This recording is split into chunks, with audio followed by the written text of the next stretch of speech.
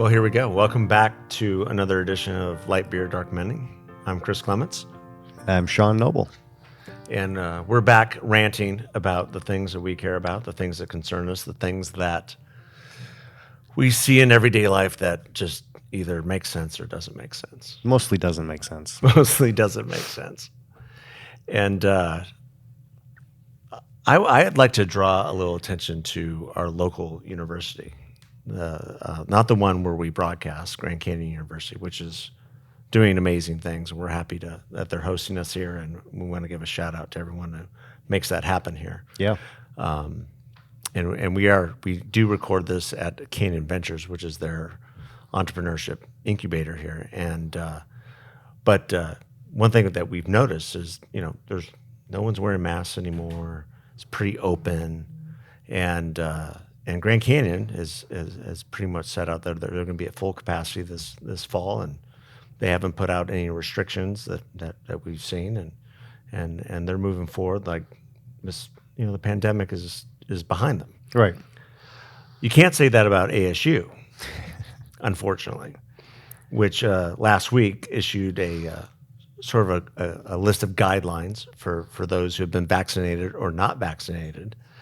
And those guidelines included daily testing, weekly testing, masks for those who are unvaccinated, which called into question the what do you do with people who have had COVID?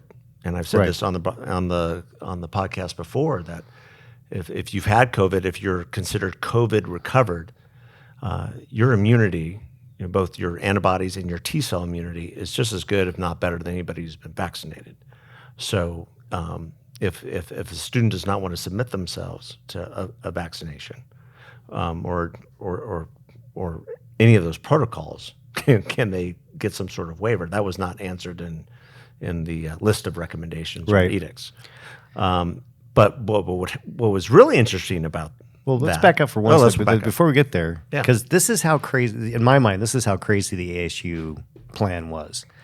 Even Andrew Cuomo, governor of New York, who has done a lot of things wrong, evidence is... But he would not admit that. Well, true. In his mind, he's done. He actually said something he's like the greatest governor ever. Yeah, he said something last week that actually made sense. Somebody asked him about, well, are you worried about people who are not vaccinated? He's like, well, I'm vaccinated. You're vaccinated. What are you worried about? If someone wants to be unvaccinated, that's their problem. I mean, probably the first thing he said since COVID that made any actual common sense. Now, I'm sure there are people on the left who would disagree, but the point is that if even liberal Governor Andrew Cuomo understands, hey, I'm vaccinated, I got nothing to worry about, then if there are students that are vaccinated and want to be vaccinated, and staff that is vaccinated want to be vaccinated, what are they worried about? Yeah. Why would they have any restrictions on people who are not vaccinated? That's their problem. Yeah. Well, the counter argument is that they require a number of vaccinations to be at school anyway, and so that's what they're saying. They're saying, well, we require these anyway, so for COVID we're going to try to be consistent. Well, I think there's a difference between a vaccination against measles and smallpox. Yeah, I think so too. And polio versus COVID, and which is proven to be a 99.9% survival rate. Yeah. So no, I'm in agreement with you on this. I think though there needs to be a continued push and understanding of those who have had COVID are immune. Right. And the growing studies coming out every week is showing that. And that's where I think we're going to see much more pushback with some of these type of edicts, some of these type of restrictions. But I cut you off. You were then leading to the point.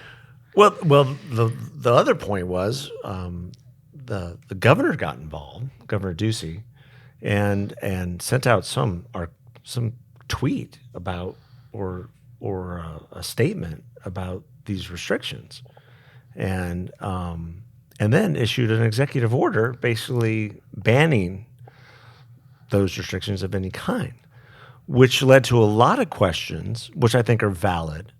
First of all, I think he was right to question but was he right to give the executive order? And where we are now with the pandemic, should his executive authority to do such things be rescinded? And I thought that Robert Robb, with the Arizona Republic, had an excellent op-ed piece on this that basically said that under our Constitution, Arizona constitutional government, that the governor really has no authority over ASU, has no authority. The Board of Regents do, and has other than him bestowing upon himself emergency powers, really shouldn't even be wading into this issue. Right. Well, it raised. So this is. I guess I had not even realized that he had not rescinded the emergency edict that was put out when this all went down over a year ago. March of 2020. Yeah. And that made me stop and think, well, why? What's the point? I mean, we're beyond the emergency. Well, then what's the legislature doing? Well, what does the legislature ever do? It would seem to me, when you have a number of people who have been very, very critical of the governor and his handling of the pandemic, rightly or wrongly, that this would be like job one when they showed up in January. It's like, we're going to rescind the emergency authority, or at least I know there's a bill pending to revise it, but at least by a unanimous consent, rescind it. Yeah, I mean, we're the pandemic is in the rearview mirror. Yes, there's still people that are getting sick. There's still people getting hospitalized. I don't know that we've had any deaths recently from COVID. I actually don't know. It hasn't been reported on. But the whole point of the emergency declaration in March of 2020 was, if you recall, to bend the curve, to make sure that we had capacity in hospitals, we had ventilators, we had beds. Well, that's not even remotely an issue now. So the emergency order should be rescinded. Yeah. I mean, there's no reason for it. Well, if you look at what the emergency order was used to do, to identify essential or non-essential businesses that could stay open or be closed. And many of those non-essential businesses are never coming back. Right. I thought that far exceeded the authority of any executive. That's not just in the state of Arizona. For any governor to decide by edict or by fiat, you can exist, but you can't. Yeah. I mean, why was... You're essential, you're not. Why was Target, Walmart, these big box stores essential, but the mom and pop places were not? Exactly. It doesn't make any sense. And it certainly doesn't make sense that this emergency order is still in effect. Yeah. I don't understand it. The governor should rescind it. I mean, he should absolutely. The legislature should do their part as they're still in session. Well, if he doesn't rescind it, they should pass a bill that says this is over. Yeah, this is over. And by the way, we're going to limit your authority in the future. Yeah, there definitely needs to be reform to emergency powers. I think that's got to happen because we were lucky that Governor Ducey was the governor when this happened, and it wasn't Fred Duvall or some other Democrat. And I'm going to be partisan here because the Democrat governors across the board were much more restrictive and much more damaging to the economies of the states where there's governors that are Democrats. Yeah, absolutely. Than governors who are Republicans. So we need to, this has nothing to do with Governor Ducey. This has to do with governor, the power of governor, and it's not supposed to be that powerful. Yeah. No, I totally agree with you. There was a lot of things that Arizona got right. Mm-hmm. And keeping us out of the ditch. If you look at Michigan, look at what California is still going through, and the people there. And the business, how many businesses, how many restaurants and bars and other types of businesses have closed, never to be reopened. Right. Because of the type of political favoritism that was adopted across the board, from the governor all the way down to the mayors. Yeah. Just a complete disaster. Now they're sort of kind of maybe opening, June 15th. I think for the most part, California is, lots of Californians are, if it's not open, they're acting as if it's open. Yeah. Having been over there, it kind of depends on the county that you're in. Yeah. So we were, I think I mentioned before, we were over in San Diego a couple weeks ago, and we went to an outdoor mall, my kids and I. Everybody was masked outside. Yeah, that's crazy. And it was kind of bizarre. But like a couple months before that, we were up in Ventura County, up at Thousand Oaks. Nobody was masked. Right. And nobody cared. Well, we were over really briefly. We did a Father's Day trip over and did the beach at Newport. And very few masks. Yeah. Orange County. Yeah. But also after the 15th, so there was a sense of like, oh, it's gonna, things are opening up more, and no requirements to wear masks when you go into the hotel lobby, which was nice. Nice to be able to. Yeah, you would think, because I didn't even take a mask. I forgot to put it in the car, so it was good. Yeah, we didn't have to. But speaking of California, okay, you had something else on your mind today. Oh well,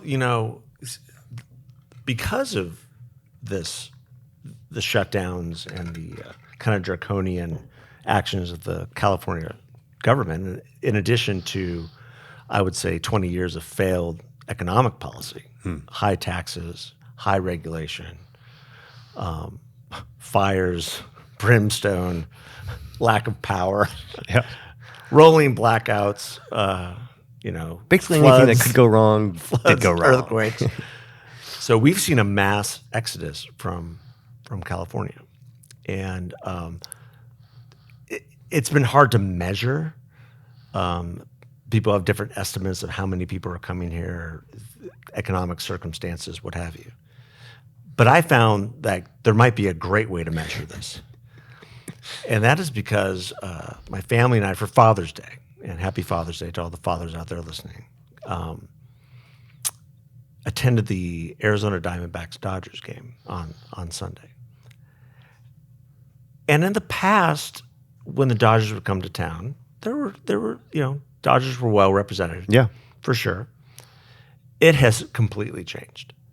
It was a sea of Dodger blue, to where it was a Dodger home game, and the Dodgers prevailed 9-8, and they swept the series, but it reminded me of going to early Diamondbacks games to see the Cubs, and it was the same thing. Yeah. I mean, there were more All Cubs fans. fans, It right. was all Cubs fans, and that had to do with a lot of folks from Illinois who moved here, who both vacationed here and then moved here in the 70s and 80s.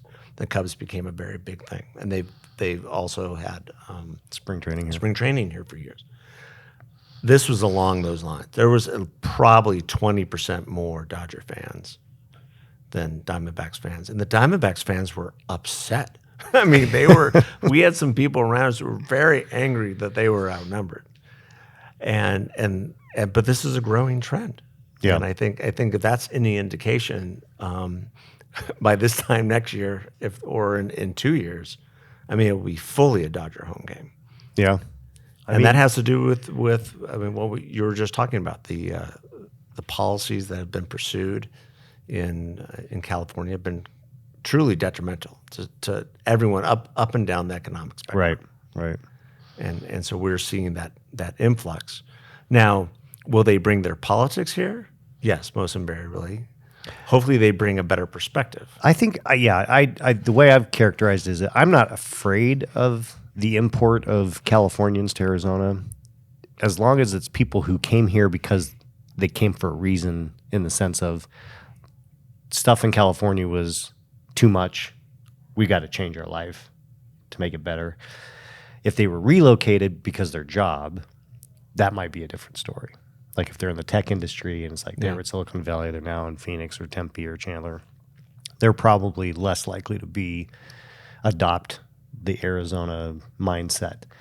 But I think those that said, I've had enough of California and the BS, I think that they're likely to vote more like traditional Arizonans, I think.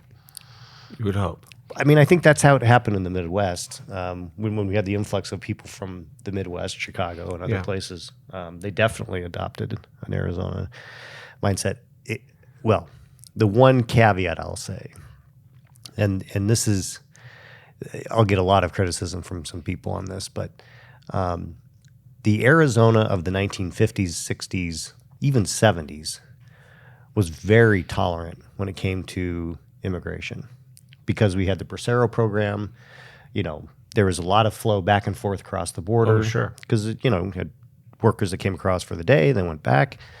But as Midwesterners came to Arizona, this was foreign to them, and there was fear.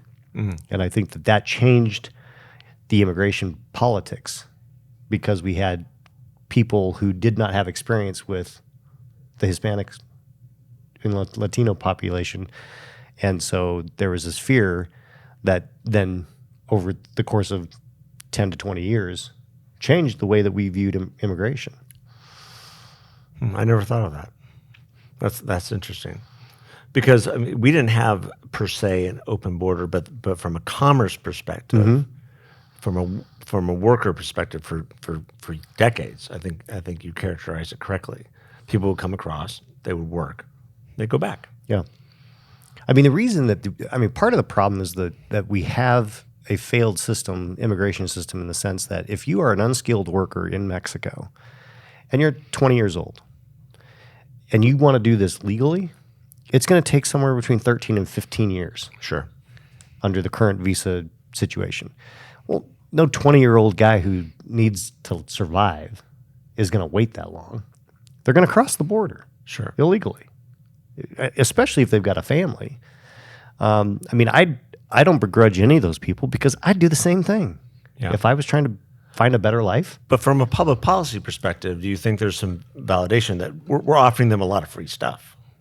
Well, yeah, we've sweetened the pot. We've sweetened the pot significantly. There's no question about that. Because it used to be that the people you were talking about would come across the border, they would stay with family, they would work for a season, and they would go home and be with family. Right. And so there was a symbiotic sort of relationship, especially in Sonora, with Arizona. Right. It just commerce just happened. And you had, we used to joke about this in my old life. You'd have, somebody who was working the border station who was a family member, and they, let you in or be able to bring things across. And that's just what happened. Yeah. Well, and then that became demonized. That became looked down upon. It was the demonization began with labor unions.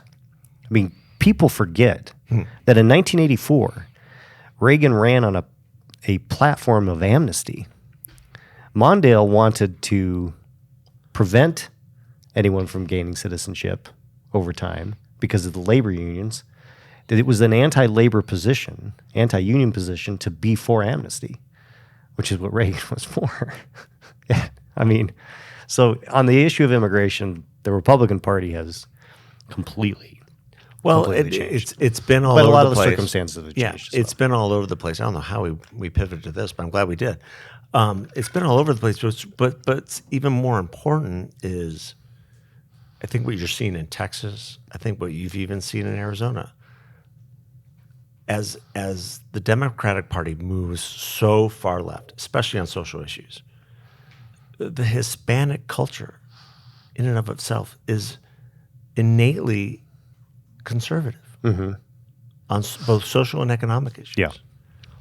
And I think if we can tell that conservative story in a much better way, you're going to see people questioning, where they vote, how they vote, right? Who's running on what.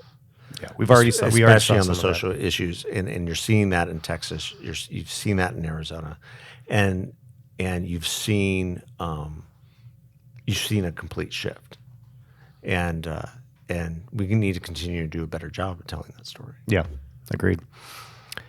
You had a third thing. I had a third thing, but it had nothing to do with any of this. That's fine. I kind of wanted to talk about sports Okay. because we haven't really talked about sports in this. In this That's podcast. true. And there was a ruling that came down yesterday, the NCAA, and I haven't read the ruling, but basically there's been this question whether the NCAA can influence whether student athletes are paid or not paid or incentivized, and basically I think the ruling was very narrow that schools can sweeten the pot for recruits, Yeah. and it through different means, not necessarily by direct payments, but by additional scholarships, additional sweeteners. Yeah. What was interesting, it was a 9-0 decision, Yeah. unanimous, Yeah. which I thought was fascinating. And both, so Gorsuch, We've had a couple Wrote in the the- last 2 weeks. yeah, Gorsuch wrote the majority opinion, and then Kavanaugh did a concurrent on it. And basically the pullout quotes that I saw were that for the NCAA to say that they're, they can be immune from labor practices and basically have students work for free because that's the way it always has been, doesn't fly anymore. Yeah. And rightfully so. Yeah. No, this was a long time coming. Long time coming. Yeah. I've never been a big proponent on students getting paid per se, but I am a big proponent on student athletes being able to work and get paid and be able to do internships and make a living and not have to worry about jeopardizing their scholarship or their eligibility. States will figure out the payment issue one way or the other. Well, I'm assuming, And the likeness issue, I think that was always a big right, thing. right. I think that's a big deal. I also, and I don't know whether this applies to sponsorships, but I mean, if some company wants to sponsor, if Nike wants to say, hey, this college guy or woman is awesome, we want to sponsor them, they should be able to do that. Or they should be able to sign a letter of intent for that sponsorship if and when they graduate or anything else. There shouldn't be any restrictions on that. And they should be able to accept limited amounts of gifts or what have you. And the problem, is that the NCAA, college sports has become, it's basically, the minor leagues but it's the major leagues when it comes to revenue. Yeah.